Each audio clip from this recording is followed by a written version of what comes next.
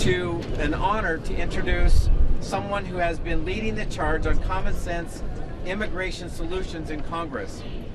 He's a dedicated fighter for American farmers and consumers, an apple farmer from the great state of Washington, and I think it's kind of funny that they put a home builder before him because he's building his name, Congressman Newhouse. We're all about new houses. If you don't mind, I'd like to introduce Congressman Dan Newhouse.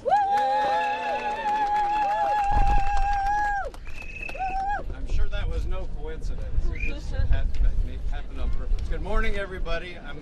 I'm honored to be here in front of you to welcome you to Washington, D.C., and welcome you to the fight, to the effort that we have going on in Congress to make sure that we can protect the workforce of the United States.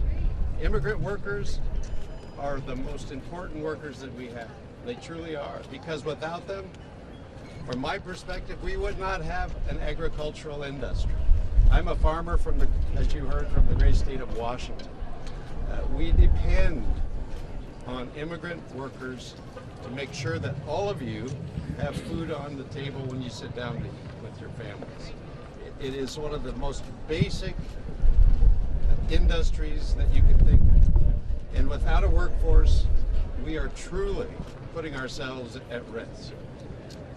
With everything that's going on in the world today and the pressures that we're feeling, and all of us are feeling, at increased prices at the grocery store,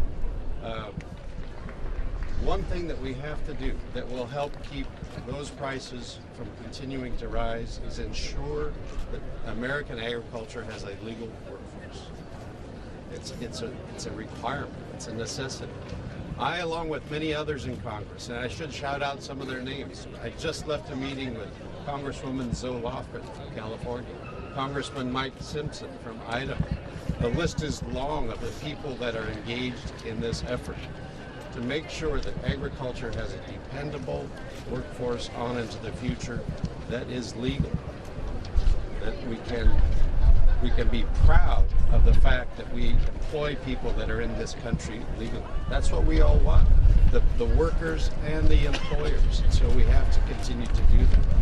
I am very optimistic. So Rebecca, Abig, I want to thank all of you for your helping to bring this issue to the level that it needs to be in order to have success. I think we have a lot of things that are working in our favor right now. I truly do.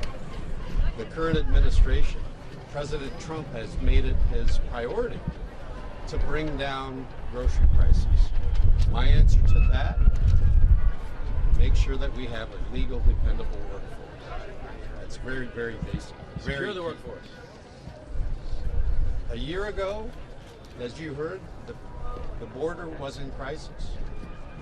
Rebecca gave you the numbers. We went from, I think, a year ago, February, over 144,000 encounters of people trying to come into the country illegally. This year in February, that number was down to like 8,000. A huge, remarkable decrease. So the reason that many people in Congress have told me that they can't support our efforts because we have a crisis at the southern border, guess what? That reason is gone. That excuse no longer exists.